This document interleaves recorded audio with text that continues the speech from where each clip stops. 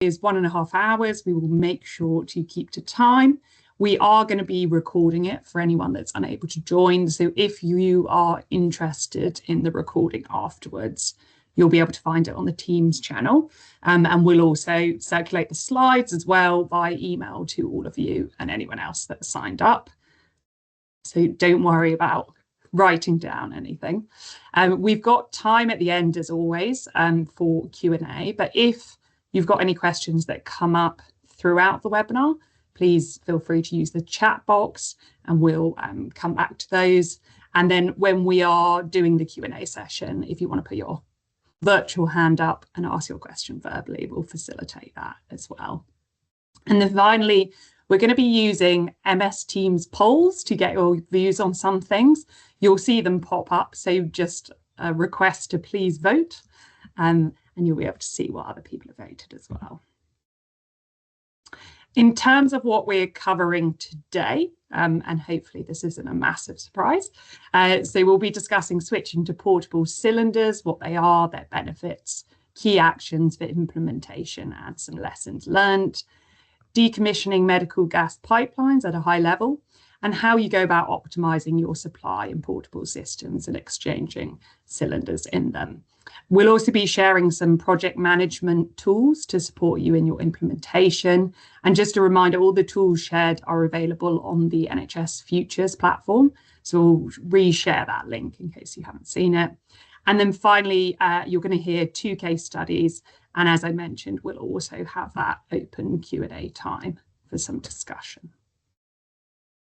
As you would have seen in the comms, and if you've turned up to any of the webinars so far, NHS Select, NHS England and UCL Partners are running these series of webinars from January to March, and they are aimed at NHS trusts to support them design and implement nitrous oxide waste mitigation activities. And it's based on the nitrous oxide waste reduction toolkit, which is planning to launch early 2025. So on the call, you've got colleagues from NHS England, NHS Select and UCL Partners. And then we're also joined by James, who's a consultant anaesthetist at University Hospitals Sussex NHS Foundation Trust, and Lindsay, who's a sustainability project lead at UCLH Trust. And as I mentioned, they'll be sharing their case studies a little bit later. As a reminder, we've got 10 webinars in total. 3 are pre-recorded and 7 are live. So if you haven't signed up to any of the upcoming ones that you're interested in, please do take a look. And just to say, we're purposely not repeating information across the webinars. So if you think there's anything else you want to know, please take a look at the webinars that have already happened, and also just let us know, and we can also direct you to which webinar might answer your question. There's also going to be 2 general drop-in sessions where you can bring general questions or challenges related to nitrous oxide waste mitigation. And these are really open sessions. So if there's anything else you want to know, anything else you want to ask that's not come up in the webinars, please come to those. And we've got our first one coming up next week on the 20th of February. And just a reminder in terms of how these webinar series have been designed and structured. So they're aiming to sequentially follow the nitrous oxide waste reduction roadmap that you can see in the slide. And in previous webinars, we've covered understanding usage in the context of the NHS and initiating efforts and setting up governance. And today we're going to focus on step 3, which is around aligning supply to clinical use. And then just in terms of a recap of what we have covered so far in this series of webinars. So we've got a 2-part introductory webinars, which are pre-recorded, and they're only 15 minutes each. So we recommend checking them out. So they cover how nitrous oxide and nitrous oxide oxygen mixture are used in the NHS, where waste occurs in the system, the high-level case for change, and an overview of how to deliver waste reduction projects in the NHS Trust. Then we had our Getting Started on Reducing Waste live webinar, which is recorded and available. So this covered the key stakeholders who you need to engage in your project to get started, messages you should deliver to stakeholders, such as the Medical Gas Committee and other senior leaders. And then finally, our last webinar was developing a waste mitigation action plan, where we walked through how to develop a structured plan to reduce waste in your trust. So all of those are available, the recordings in the Teams channel, and the live ones, also the slides. So please do check them out if you're interested. So what we're going to do now is just a quick poll, and give me 1 second to move around on my screens. So this is just really to get an idea of who we've got in the room.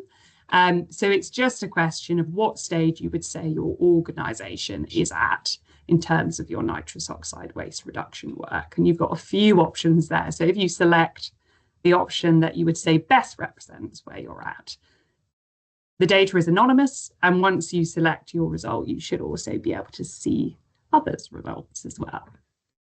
Okay, great. I can see some people are clicking, which is always a good thing.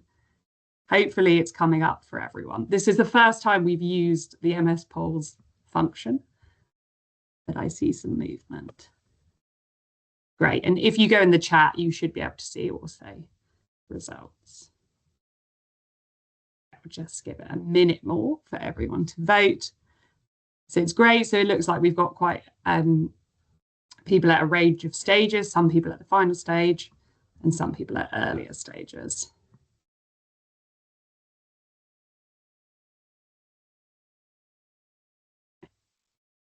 Thank you, everyone.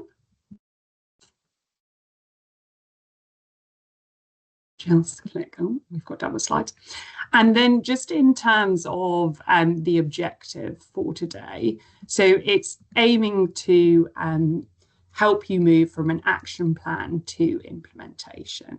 And we want to make sure that your trust adopts practical solutions that other organisations have successfully implemented to reduce their nitrous oxide waste. So as I kind of highlighted in the agenda, what we'll be covering is understanding the actions required for moving to portable cylinders, including options available and equipment, understanding high-level decommissioning steps, and how to continue to optimize your system. So a final poll from me. We want to do basically a pre and a post rating on this. So give me 1 second. So it's just aiming to understand what you would rate your current level of confidence at implementing waste reduction activities for clinical areas with no/low use, so outside of maternity. Hopefully that poll is coming up for others. Great. Thank you to those that have voted. So again, I see we've got a bit of a range in levels of confidence. Some people that are extremely confident and very confident, so that's great, and somewhat confident. And as we go through this webinar, if there's other things that you would like to share with colleagues that you think of based on your experience, please do feel free to use the chat and share those thoughts. Okay, I'm going to hand over now to Claudia and Katie. Thanks, Ella. Right, let me just share my screen. Thanks very much. And my name's Katie, and I'm an implementation manager in UCL Partners, the Health Innovation Network. And before joining UCL Partners, I worked at King's College Hospital, working with the team there to implement portable cylinder systems and reduce nitrous oxide waste. So I've sort of been on a little bit of both sides of doing this work. But enough about me. So at the start of these sessions, at the start of each webinar, we share all of the learning that has been gathered from other trusts in the development of this, this work and in the toolkit that is yet to be released later this year. And there are some common challenges that have come up across trusts, as you may expect, and it's obviously quite useful for you to know how others have managed these challenges as and when they have come up. So starting with change management and clinical buy-in. Some trusts have had to work a little bit harder to gain stakeholder buy-in, and a lot of trusts have had misunderstandings around the intentions of the work to strip supply from where it is still needed, which obviously is not the reason for doing this work. It's anything, and all the implementation and all the changes are to it still enable the use of nitrous oxide where it may still be needed clinically. And trusts have seen this from clinicians, but also from estates teams that have misunderstood the need to sort of maintain medical gas pipeline systems where perhaps there are obviously leaner, more alternative systems to put in place that are better matched to the amounts that clinicians need. And so trusts who have faced the challenges have tended to pilot systems and roll out portable cylinder changes in area by area, and communicate constantly when doing so with both clinicians and with estates colleagues. And we're going to share more about that and more about piloting and potentially how to replicate those later on in the webinar, and all of the recommended actions. And it's interesting to see that there's a mix in the room, but most people have started to implement already. So please do share in the chat or later on in the Q&A what exactly you're doing, and more insights to share on different types of system that we're going to go into a bit more detail on. But the recommended action in this webinar for areas of no and low use all enable the maintenance of clinical access where it is still used and needed. And then in terms of infrastructure, perhaps similar to what you might be experiencing, trusts have sometimes, when buildings are older, they can have poorly documented pipeline systems. Estates colleagues may not know the blueprint perhaps of the medical gas pipeline system and which areas are fed by which pipes and what manifolds, etc. In starting with that challenge, trusts have tended to concentrate in areas where they know that use is low and or perhaps is no longer needed. So medical gas pipeline systems can be decommissioned without spending lots of time understanding where they go, because they are fed to the areas where there is no or low use. So it avoids the need for sort of invasive leak fixing, etc. And by the time that you then focus on areas where there is perhaps more complicated system, you've decommissioned quite a few manifolds. So you probably you don't need to spend so much time focusing on those areas. And then in terms of resources, so staff time, lack of funding is another significant barrier. And lots of trusts have started quite small, starting in one specific area to build momentum and demonstrate benefits. So at King's, for example, we started just with a couple of liver theatres, just implementing a portable cylinder system there before moving on to any other theatres, day surgery, etc. And that's been a common theme in other trusts. Communicating small successes has also been quite useful too. So helping people know what is being done and what the result has been to garner that interest and that support. We mentioned data collection and monitoring last week. I think Claudia went into quite a lot of detail about the fact that lots of trusts now have done lots of data collection and waste level collection to understand the discrepancy between how much gas is being plugged into a medical gas pipeline system versus how much is being used clinically. So there's less of a need for trusts to do this now, and there's more of sort of an impetus on driving action and implementing, which is interesting to see that that's where most of the people are in the room today. And not so many people are understanding levels of waste, which is exactly really the point, because there is much guidance now, especially that's come out with the Royal College of Anaesthetists around theatres, and they're moving away from piped systems and towards portable systems. Therefore, this is where most trusts have started. And it'd be interesting to know if anyone actually in the room is not starting with their theatres and is focusing on other areas. But we're going to talk a little bit about where the clinical areas are for no and low use later on in the next slide. And then in terms of investments, and many trusts have reported self-funding cost savings due to the need to buy less gas, and for stopping the maintenance of quite costly medical gas pipeline systems as quarterly costs for engineering requirements and for checks. So starting with areas of no and low use, which is what this webinar is all about, can start to generate some savings. That's what trusts have seen, and build the case for larger investments for areas of high use, for example, maternity, if and when that's needed. So later on, actually, we'll be sharing a resource which details all of the range of costs for different types of portable cylinder systems in areas of low and no use, to get a sense of what the prices are, that the range of prices that trusts have shared, if that is useful for you in your ongoing work. Another challenge that has come up for trusts is storage and logistics. So being able to store new smaller cylinders and having space for those. And many trusts have successfully repurposed existing spaces. So the spaces that would have been used previously for large cylinders. And many trusts are seeing sort of a fewer amount of cylinders as well when the portable cylinder system is set up, due to the fact that it better matches infrequent use in clinical areas. And then some trusts have set up protocols for cylinder management. So we're going to talk through Charing Cross's hospital's process later, their flow chart, which they've created to help staff in the process see what the roles and responsibilities are, and how the portable cylinder systems can be managed, because obviously it's a new system in many places. But the last thing I think to say is the fact that there is a need for tailoring the requirements, and every single hospital, every single clinical area will have different space, different requirements and clinical needs. And so it's not obviously a one-size-fits-all solution. So many of the different types of portable cylinder system that we're going to go through here, hopefully it's useful insight to understand what trusts have done, and then obviously Sussex and UCLH are talking later about their different cases and the different experiences and the different setups taken there, and why they suit those specific use cases.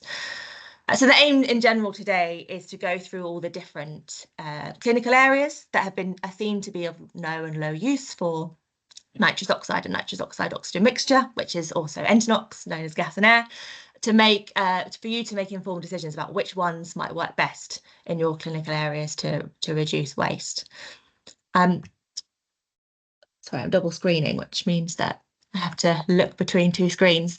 So useful reminder that this is really what the project looks like simply when starting out. So supply systems oversupplying the clinical areas and the use of the gas. So you see here, there's a little bit of an imbalance between, well, actually in many cases, a lot of an imbalance between how much gas is being plugged in to the manifold, going through the medical gas pipeline system, and then being used. So the project and the work to reduce this waste enables that balancing, that alignment of supply with clinical use through the implementation of portable cylinder systems in low use areas, and in no use areas, decommissioning the supply. And of course, decommissioning the supply after implementing portable cylinder systems in areas of low use as well. And then continuing, so once that period of implementation is over, that period of doing is over, moving into optimization. So maintaining the way that the portable cylinder systems are set up, and the processes and the checks, to ensure that the waste levels are minimal even after the work has been done. So that's an overview of how this work has seemed to be gone in many of the trusts that have done it. So going backwards to last week, where Claudia talked through the waste mitigation action plans, and this is all based on insights from the trusts that have fed into the toolkit that's going to be published later this year. And so there are a way to split clinical areas into areas of no, low and high clinical use. And you see the definitions there on the screen. So no clinical use where the gases are not used, low clinical use where it may be used occasionally for clinician or patient preferences, and then high use where we see that it's used for the majority of patients. That's the descriptor for no, low and high use. So you see on the bottom there some clinical areas. So what it would be great to hear from you is which of these clinical areas you think feed into low clinical use. So which of these clinical areas are areas where these gases may be used occasionally or due to clinical or patient preferences. If you just pop in the chat your thoughts on which immediately jump out as those clinical areas. And then we can go through and see if that matches what the insights and the data has shown us across the NHS.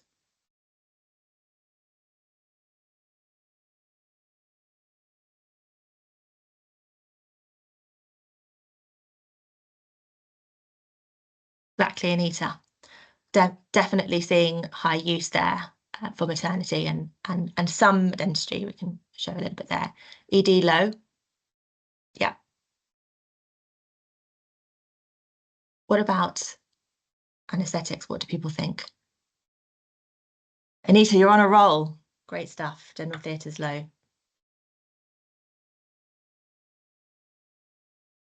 Exactly.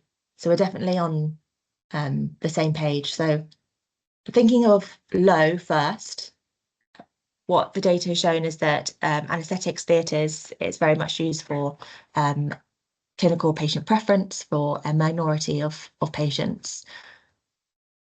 ED, endoscopy, some dentistry may be considered low use, and some maternity. And that's really because of the size of maternity units as well, and birthing units. So some maternity may be considered low use, low quantity use, simply because they are much, much smaller.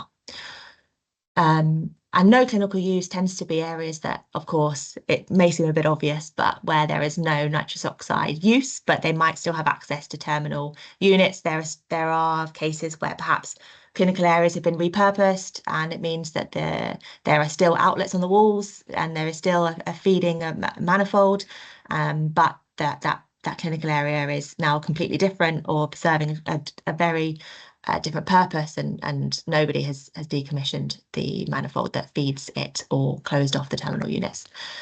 Some anaesthetics may also be no use, depending on the division of the theatres, and some ED as well. And some endoscopy. And then, of course, for high use, and we're going to focus next week on areas of high use, specifically maternity, paediatric and adult dentistry, and maternity areas too. But that isn't going to be the focus of today's session.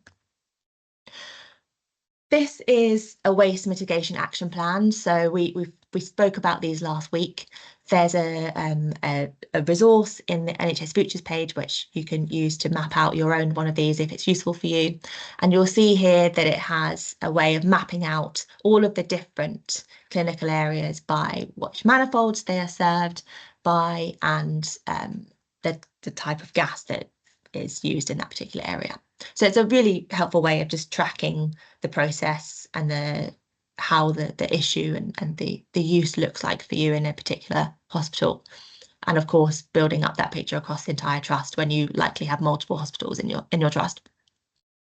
And what we have here are 3 examples that we're going to work through in the rest of this webinar. So you'll see the ones that are highlighted here in yellow. So we've got 1 at Hospital 1 and 2 at Hospital 2, where we've got the main theatres at Hospital 1 that use nitrous oxide, and their actual level of clinical use for this particular case is none. These theatres do no longer use nitrous oxide, and they want to decommission the medical gas pipeline system and don't need to replace it with an alternative system. That's a decision that's being made there. For Hospital 2, you'll see that actually there's a slightly different approach where the survey that's been done or work that has been done to understand from anaesthetists the occasional use of the nitrous oxide has determined that this area is an area of low use, and therefore some actions are there. And we're going to talk through these actions. I'm not going to spend much time now talking through these actions, but we're all going to go through these in more detail the rest of the webinar. And then again at Hospital 2, we see that the ED department also has low use. And actually, what's interesting about this case is that they use the same manifold as the birthing unit at Hospital 2. You see that one there, it says manifold D.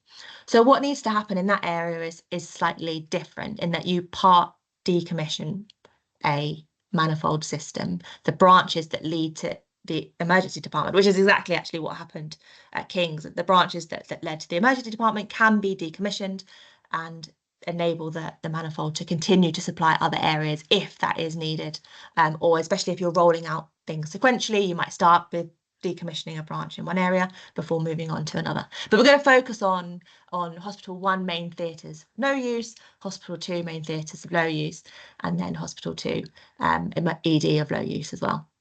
So just a really quick recap on what those recommended actions are.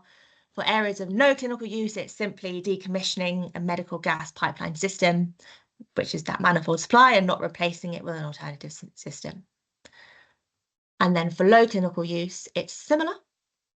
but you need an alternative system. So it's switching to a portable cylinder system, and there are various different types of portable cylinder system we're going to talk through depending on the clinical area and the clinical needs, and then decommissioning the medical gas pipeline system.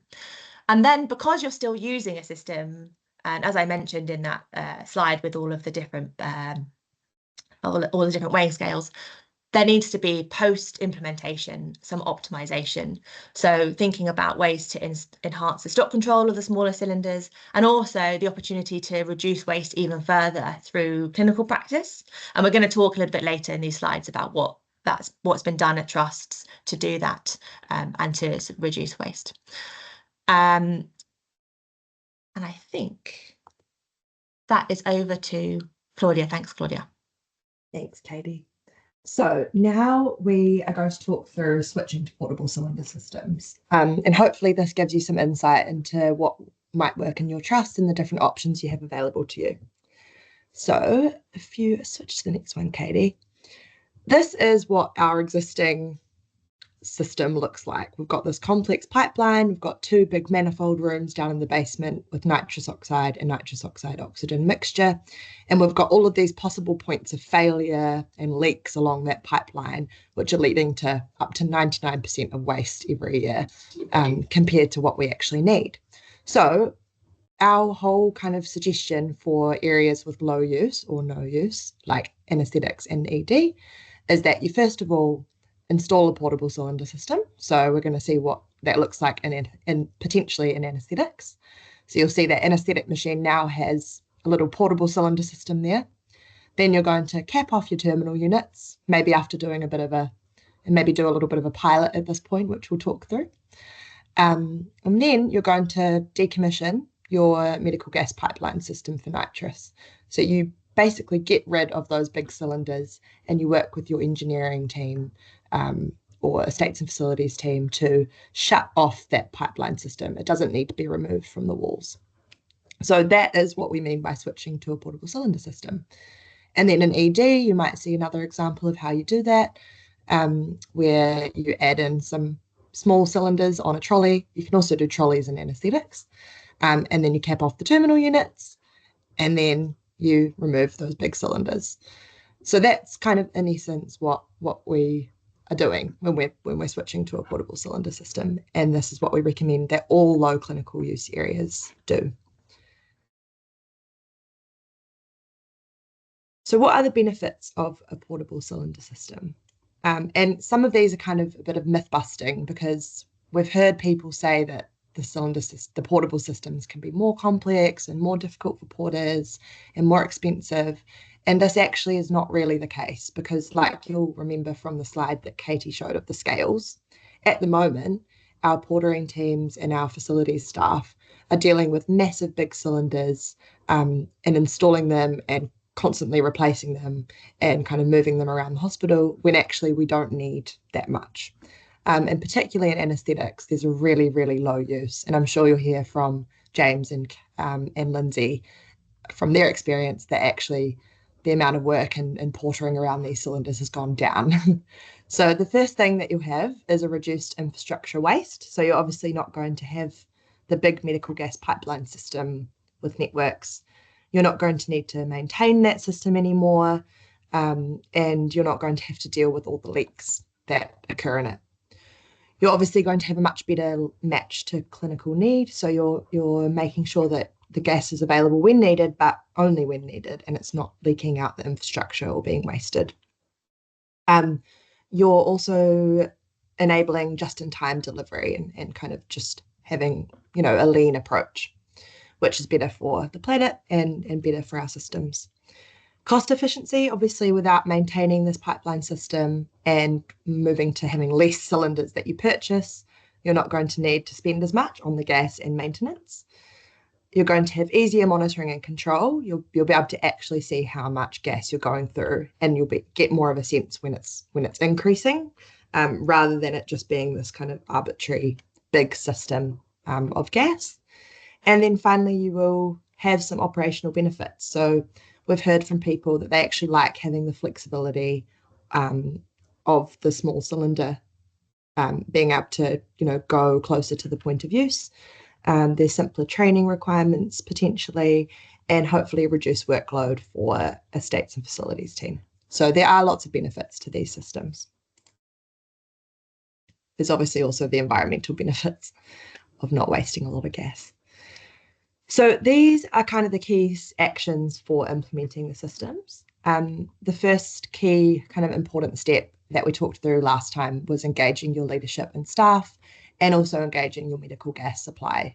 So letting them know that you'll be transferring from a large cylinder purchasing system to a smaller cylinder system. And also we recommend asking them to deliver not in a milk round delivery style, actually only delivering when you need new cylinders.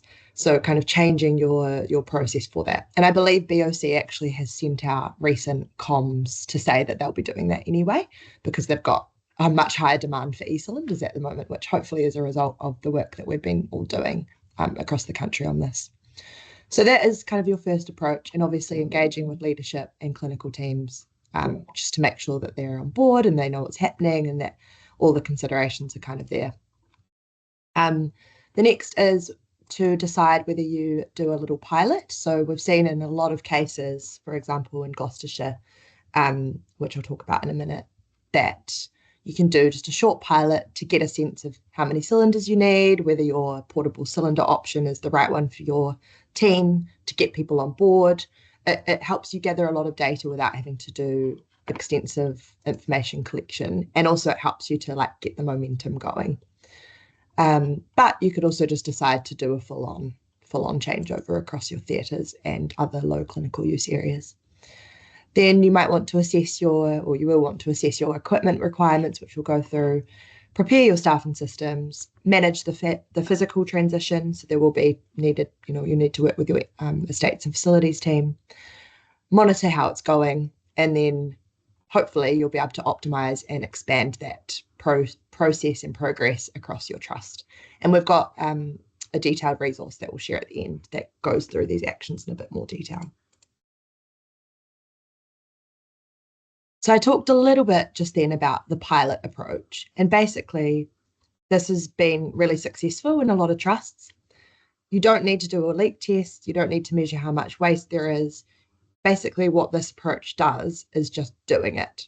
So purchase a trolley, get a few E-size cylinders, and cap off your terminal units in your theatres in a select area, and see what it's like to use those portable cylinder systems for 4 weeks, and gather the information about how much you use, about how anaesthetists like it, if there's any trouble with your porters, all of those kind of things you can figure out in that 4 weeks. And I'm sure what others have found is that you'll find that it's actually really acceptable and an acceptable transition. So for example, Gloucestershire NHS Foundation Trust did this. They initiated their pilot at Gloucester Royal Hospital, where they conducted a survey of all their anaesthetics to engage staff in the pilot. And then in the areas that they found people were quite keen, they did a 4-week trial by capping off the pipeline to theatres. So not fully decommissioning, just capping off those units in theatres, and then using a portable cylinder system. And after the trial, all of the pharmacy, medical gas committee team, and estates and porters all were keen to switch off the manifold and transition to that. So their pilot didn't include obstetric and paediatric theatres, but once they had done that pilot, everyone else got on board, and they ended up saving 111,000 litres of nitrous. Sorry, let me just get this. Yeah, so they went from purchasing 1.1 million litres down to 111,000 litres.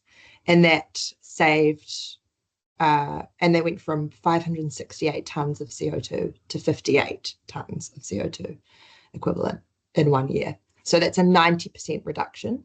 And that pilot really helped to bring people on board. So that's just hopefully a little bit of inspo, and I'm sure James and Lindsay will have some inspo as well after this. So now I'm just going to quickly talk through some of the portable cylinder systems, because there are different options that you have. You've got what we call the trolley style system, and this basically gives you the leanest and probably the cheapest approach. Depending on your theatres and your ED and your endoscopy units, you might just have one trolley for several theatres. And it means that when the nitrous is needed, someone can go and get it and bring it in for that case. And normally there's only a few kind of indications where patients need, especially in anaesthetics, nitrous oxide.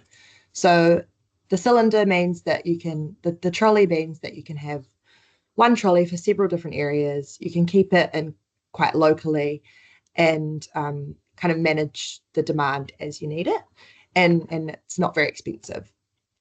The second option is having your cylinder at the back of your anaesthetic machine. And some trusts have done this for all of their anaesthetic machines. And to be honest, we don't recommend that option. We recommend just putting it on maybe the anaesthetic machines that you know have high demand. So for example, if you have a paediatric theatre or if you have an obstetric theatre, then maybe those are ones where you would retrofit your anaesthetic machine or have an anaesthetic machine in there that already takes cylinder nitrous oxide. And the reason for this is because if you have it on all your anaesthetic machines, first of all, it costs a lot to do that, to retrofit them all. Second of all, you'll find that you have cylinders sitting there that go to waste and aren't actually used and end up expiring before they're even fully used. So that's not the leanest approach, even though clinicians might be kind of risk averse and keen to do that. We really suggest, either doing that piloting option to get people on board with the change of and doing a trolley, or just focusing on your kind of high need areas. There's also some anaesthetic machines that can take cylinders already, so they won't need to be retrofitted. And then we also have seen some examples where there's brackets on the wall and you can put the cylinder on the wall and then attach the pipeline to that as needed.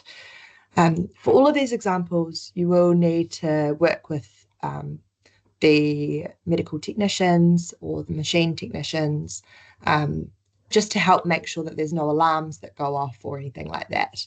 Because sometimes the pressure differences in the wall supply versus a small cylinder supply can make things go a bit haywire. So really recommend, working with those teams. We've also got a resource that has all of the options and different equipment that you need. So for example, with the machine modification, you might either have a yoke, which is a bit more expensive, or we've seen people do it with a pressure regulator and a bracket. That will all be detailed in the resource that we have. But essentially, you have several options.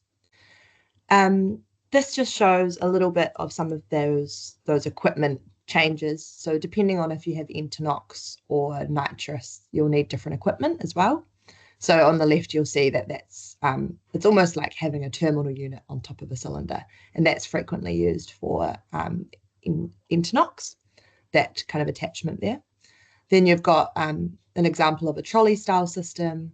You've got an example of a pressure regulator, and on the right, you've got an example of a yoke.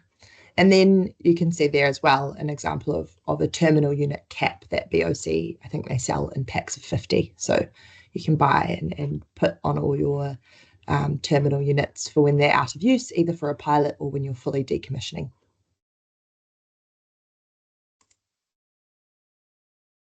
So let's go back to our waste mitigation action plan and look at the theatres in our example trust here. So in Hospital 1 main theatres, we have talked to our anaesthetists, and they actually all do not use nitrous oxide anymore. They're all onto the TIVA, and they don't think that they need nitrous anymore. So for this one, what they're going to do is just decommission their medical gas pipeline system. And then for the second theatre, which is in Hospital 2, you might go back to your anaesthetists and talk to them about, are there any areas that use this frequently? Are there any areas that don't? And that's where you start to decide which portable cylinder approach you use. So as I mentioned earlier, if there's a paediatric theatre, then maybe they're going to retrofit their anaesthetic machine there. And for all the other theatres, they might share one portable trolley that can be asked for when it's needed.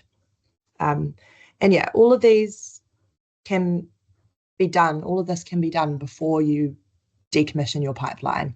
you can make the transition before you do the decommission, and that can help limit any kind of pace challenges that you're having. We find that often you can get more buy-in from the estates and facilities team if you've already done the work to move over to a portable cylinder system.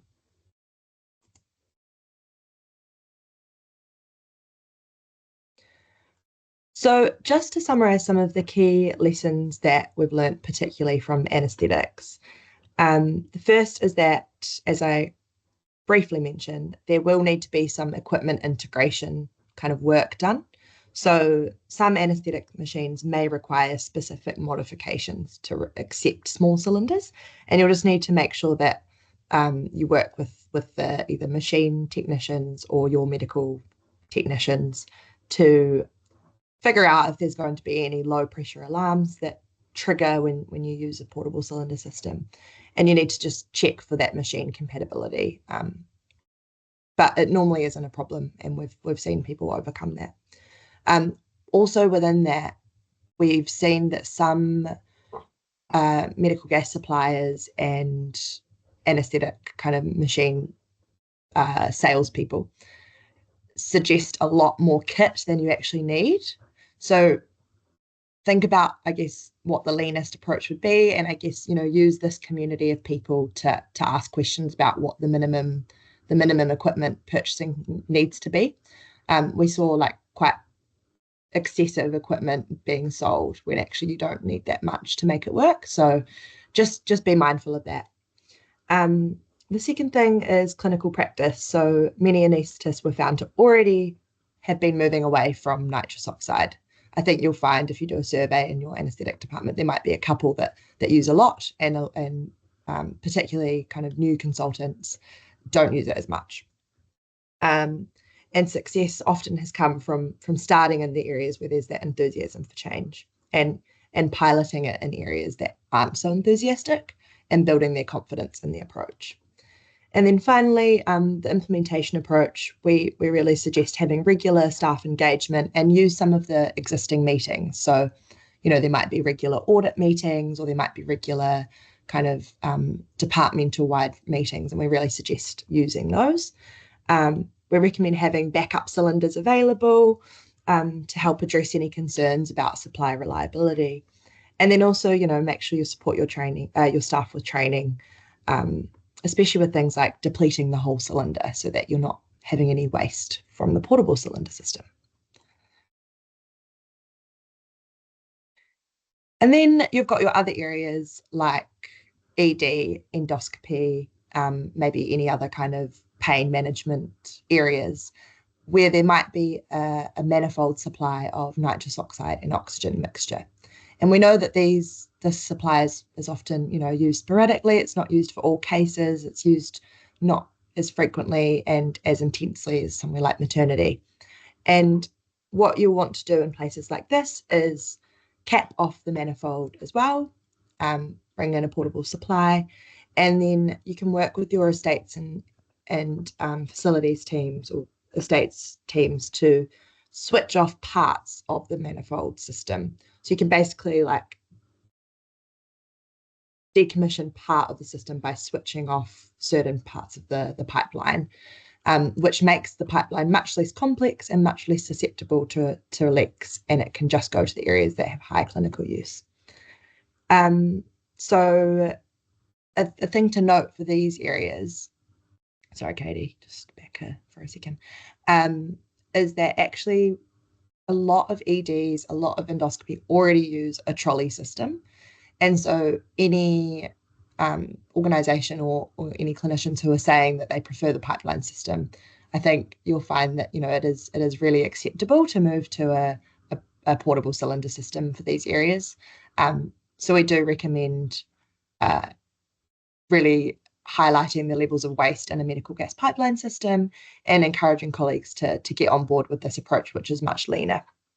And similar to anaesthetics, you can, make sure you're training your staff, make sure you're establishing clear protocols and keeping those backup cylinders available for people just in case they're worried about supply. Just before I start this slide, can anyone tell me in the chat if they have a dental hospital that they're struggling to shift to portable cylinder systems, or that they think they want to maintain the manifold for?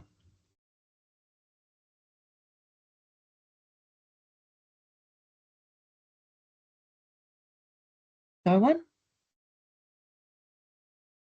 It might not be as relevant, but might be useful for anyone kind of listening in. So dental hospitals, some of them already have portable cylinder options. And some, oh, that's interesting, James. Thanks for letting us know. So some dental hospitals have portable cylinder systems, and some have a manifold system. And in dentistry, they use pure nitrous oxide and oxygen, and they mix it with a often kind of a machine like the one that you can see there. And I guess the issue with one of the issues is that you can't have a different system for oxygen and nitrous. So if you've got an oxygen wall supply, then I believe that you also need a nitrous wall supply for it to be safe going into the machine. So it means that you'll need to have a cylinder oxygen and a cylinder nitrous system for dentistry often. So these systems, it's been a little bit tricky, we understand, in dentistry to shift towards portable cylinder systems, also because of space constraints and just general kind of the way that dentistry works. But we're really keen to hear more about dentistry shifting towards portable cylinder options. And I guess the thing is for these areas is that you can trial a portable cylinder option, you can see how it works, and it will significantly reduce the waste. And obviously it depends again on your dentistry hospital. So talk to your clinicians about how often they use nitrous, how often they need it for sedation, and that can indicate whether you could move to a portable cylinder system or not. And in the maternity webinar that we have next week, we will talk about some other options for maternity, which I think could be applicable to dentistry as well. So come along to that if you're interested. But just to note, dentistry is a little bit of a more challenging area. But if you do think that it is a low use area, you do have an opportunity for quite significant waste reduction here as well. So that is on dentistry. And finally, just in terms of implementing your portable cylinder system, it is important that you have a process set up to reduce waste and to manage these cylinders. So this is an example from Charing Cross where they implemented portable cylinder systems and have got this flow chart where it indicates the different roles and responsibilities in the process. And the first thing to do before you kind of put this process in place is make sure you've got good storage. Every hospital, technically, according to HTMs and medical gas regulation, you're meant to have a secure storage area for your medical gas supplies. So some trusts have used their old manifold space and used it for small cylinders. Some have designated, specific rooms up near their theatres, and some have been quite creative about their storage process. So that is a challenge, but we've found that there's quite effective repurposing that you can do to help that. And then, so here's the cylinder management process. It starts with the cylinders getting delivered. Porters collect it and then deliver it to clinical areas, and then the clinical areas log safe delivery. And then whenever a clinician needs nitrous, they request its use. Someone goes and picks it up from the secure area. Clinician uses the cylinder, and then you need to make sure you turn off the cylinder after use because they can leak if the pressure gauge is just left on, or if equipment is left connected to it. Then you return the cylinder to the storage area. We recommend doing some kind of weekly checks on the cylinder, ensure they're all there, because we've heard a little bit about some theft. So make sure that they're all accounted for, ensure they're all turned off, and then also check if there's any empty cylinders. If the cylinders are empty, then they can be taken, well, remove the Schrader valve and then switch it over to another cylinder. And then that gets dropped off and the porters deliver it. And then your pharmacy team can order more for the next day. So that shows that you're only ordering when you actually need it.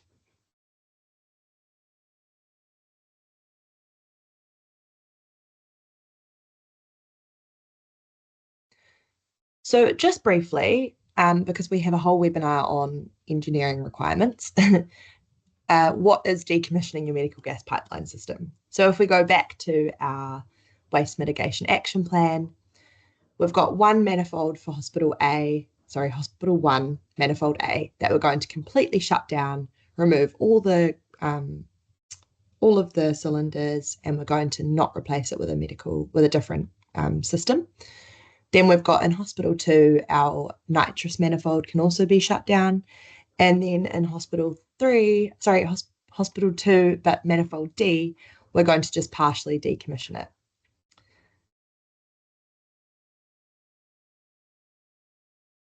So the key actions for decommissioning, again, you need to engage your stakeholders early, and this will be, if you've got a PFI, your PFI team, your medical gas committee, your estates and facilities team, and also your medical gas supplier.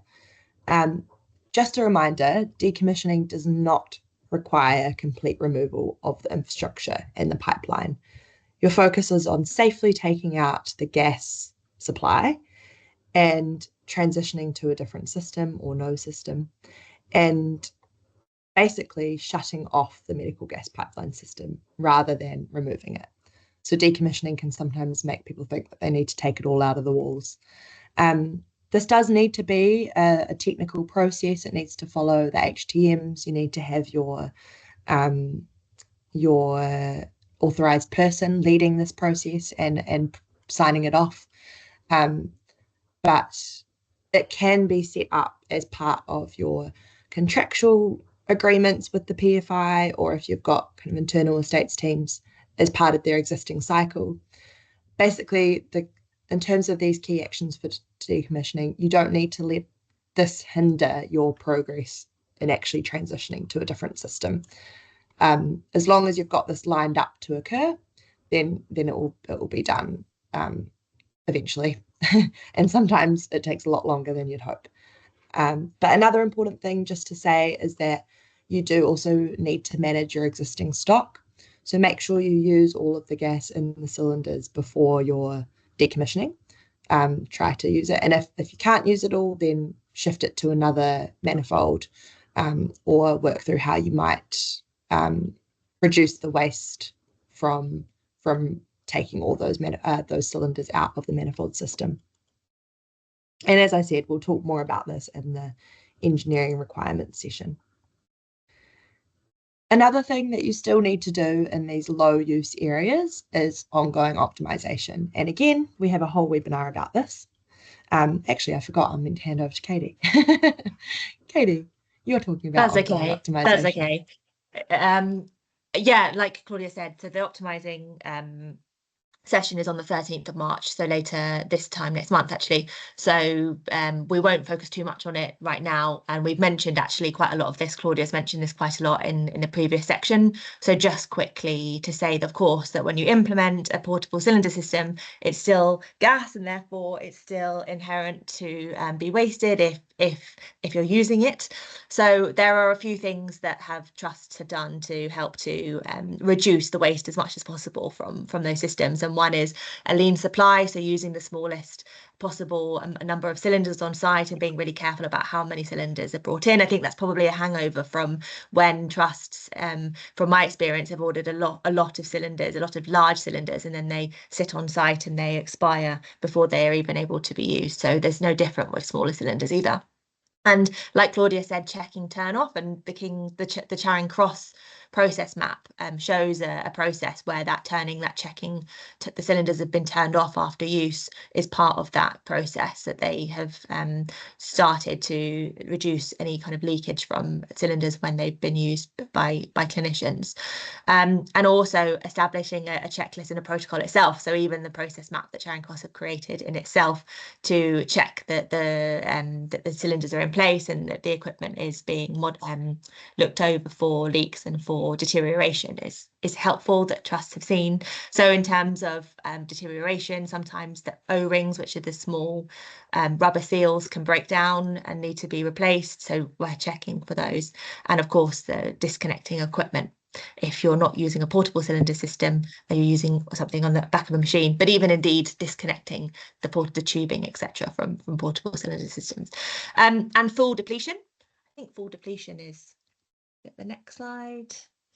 No, so full depletion basically is the fact that many anaesthetists and perhaps, I don't know if James would talk to this later, but a sort of developing confidence in using cylinders until they're empty, with backup cylinders ready and available for switchover. So even the increasing opportunity and the increasing confidence and work that's being done at several trusts to really try and use cylinders as much as possible and empty them fully before having them switched over, because often in the past and with the calibration of the machines, the cylinders aren't necessarily empty before they're switched over. So really trying to maintain the leanest possible system once it's in place, to really curtail waste from the nitrous oxide systems. And then I'm just going to talk about some project management tools. So bear with me as I do a little bit of a Blue Peter. This is what we've prepared earlier. So hopefully if I share this across, you can still see this. Can you see my web page? Yeah, great. So as we mentioned earlier, there are some supporting resources available on Future NHS.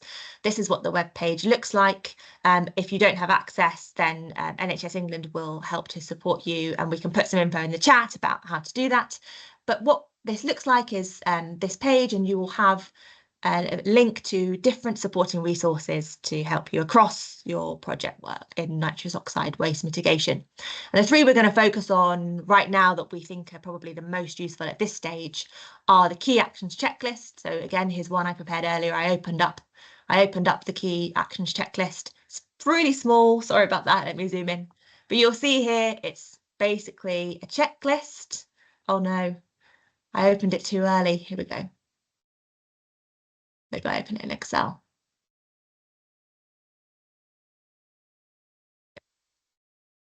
So you'll see here that it's a long checklist that you can filter by the stage that you're at in this work. So for example, at this point, we would be ensuring the supply of gas is aligned to clinical use, and then it will filter. So you'll see here that perhaps you're looking at this moment in areas of low clinical use. And you could further filter down by the role of the team, as we've commonly found in trusts. We know that this is different depending on trusts. And you've got here a list of actions that are helpful. I mean, it's probably more helpful to play with this in your own time, maybe to play with the filtering. But it's everything we've spoken about today.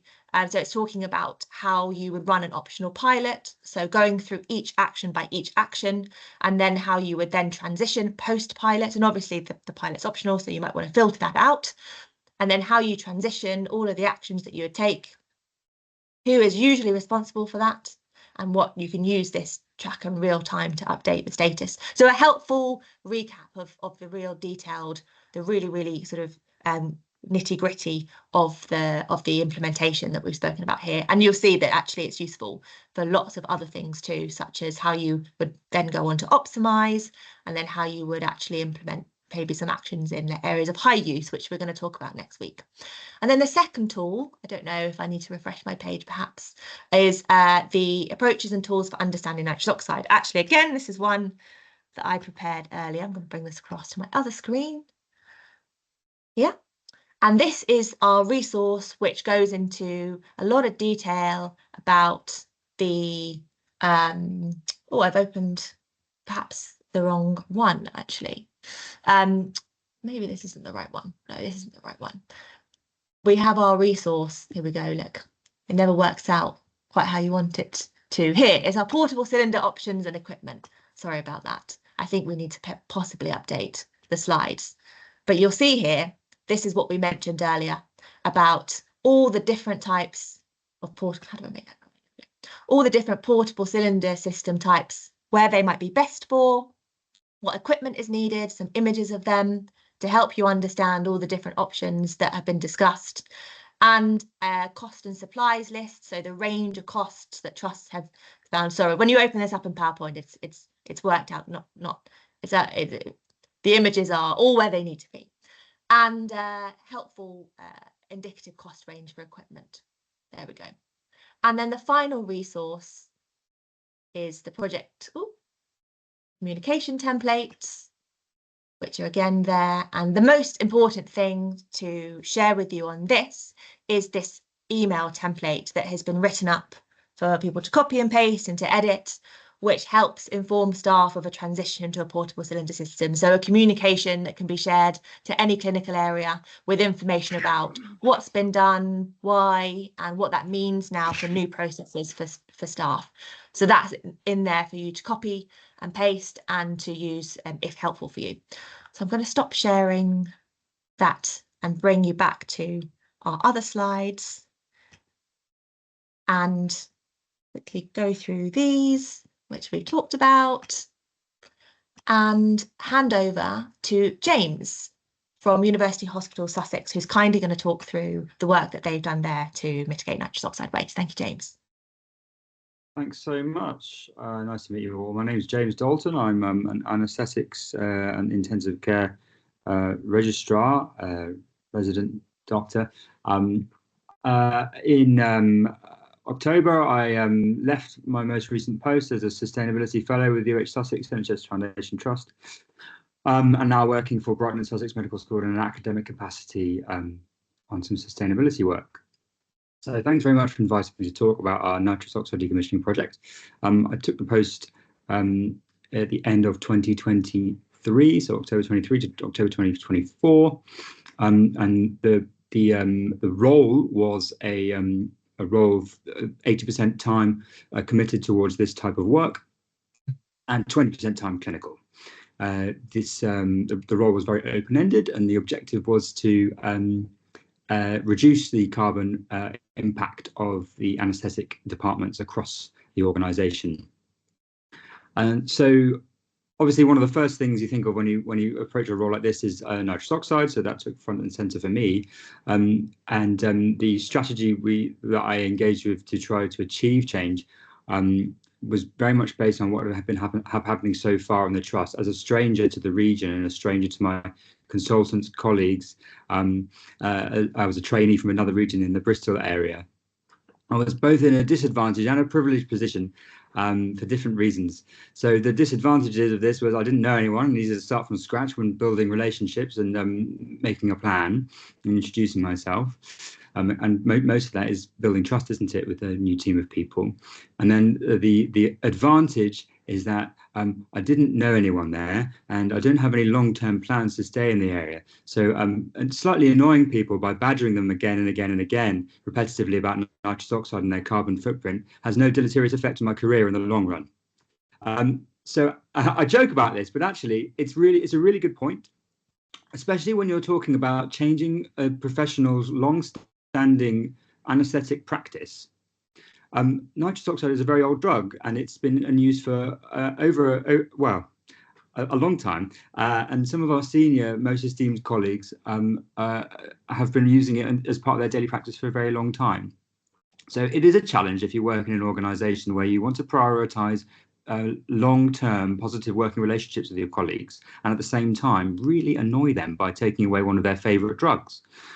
So I think this is a really good, jokes aside, I think a standalone year-long, 2-year-long potential fellowship, either post-CCT or during training for a clinician who knows what they're talking about, to step into an organisation and try to achieve this change is a really useful tool, where you have we have colleagues who may be resistant to this change.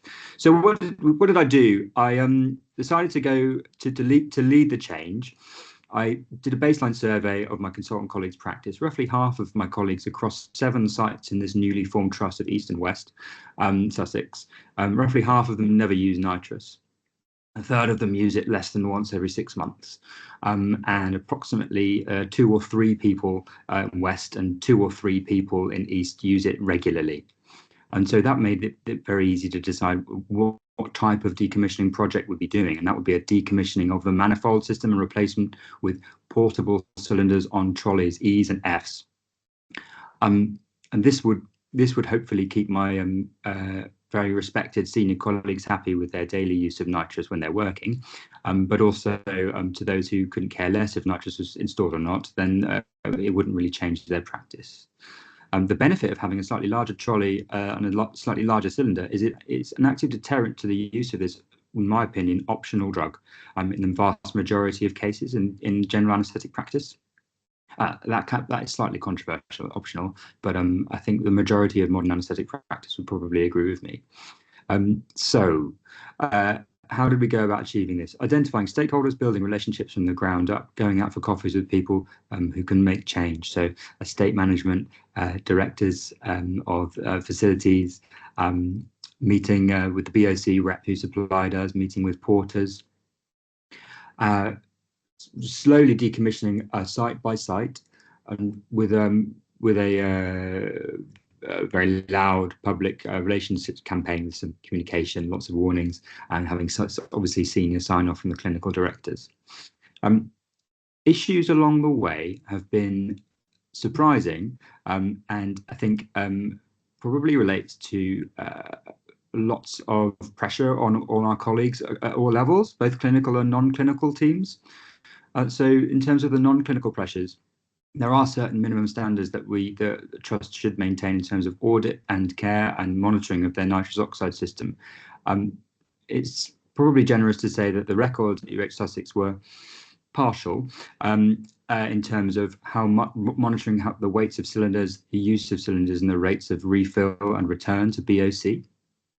Also, there was no data. There's very limited data available on our aging fleet of anaesthetic machines in terms of long-term consumption. You can look at daily use or per case use in terms of literage used per case, but in terms of getting useful data, that's a year-long project in itself, monitoring how much we were using. There had been some work done prior to my arrival looking at leakage rates. However, the technicalities of these investigations, as I'm sure you all know, mean that the data is reported down to a leakage rate per manifold of 1 litre per hour, or 1 litre per hour. So the sensitivity of that is insufficient. It's possible to leak an entire manifold in a year and still report down as a 0 leak. So instead of trying to analyze exactly how much we were losing and how much we were leaking, based on the data I had from my consultant colleagues about its actual use, the only sensible move was to almost get rid of the entire thing entirely. So how did we achieve that next? Well, as I said before, a site-by-site decommissioning process. Other challenges apart from identifying what was lost and what was used, as we mentioned in previous talk, identification of systems that will alarm if you have no pressure in nitrous oxide pipe supply. Obviously, what we're doing is capping off and isolating the manifolds. So identifying the alarm sounds easy.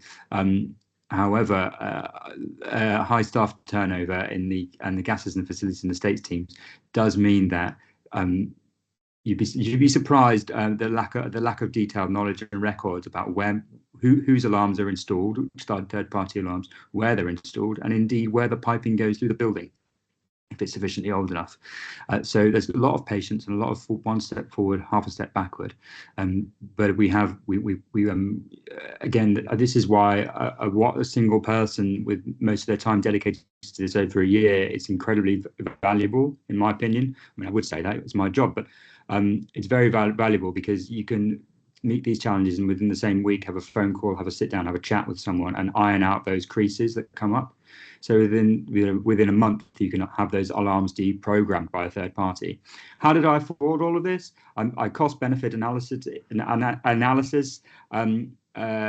exercise, looking at staff time in terms of estates, looking at farmed out costs to third parties for maintaining our cylinders, and also the rental costs. So I projected a 15.5k saving per year and delivered from the pharmacy budget alone, who are responsible in our organisation for maintaining and resupplying, and used that cost in conjunction with our pharmaceutical director to deliver the project within that cost within the same financial year, so cost neutral within 1 year.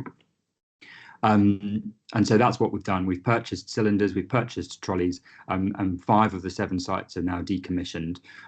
We've got 1 left, and as we alluded to earlier, that's due to issues with a contracted service to a community NHS trust who operate the dental services from an outbuilding in one of our sites.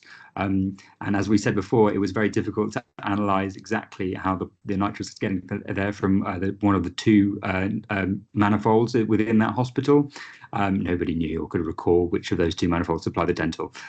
So what we'll be doing is rebuilding a separate dedicated manifold just for the dentists, because they can't fit e-cylinder storage safely within their hospital. So that's our workaround for there. Interestingly, in our PFI site at the Royal Alex, the Children's Hospital, there is a small dental unit there, and we've been able to negotiate a very small cylinder supply for their nitrous oxide versus oxygen blend for their sedation lists. So it's possible to do either, in my experience, but the most important thing is try to build those relationships with the clinicians, mostly, to hopefully reassure them and make a really safe plan in terms of, their day job is not going to change. It's just how we operate it in the background.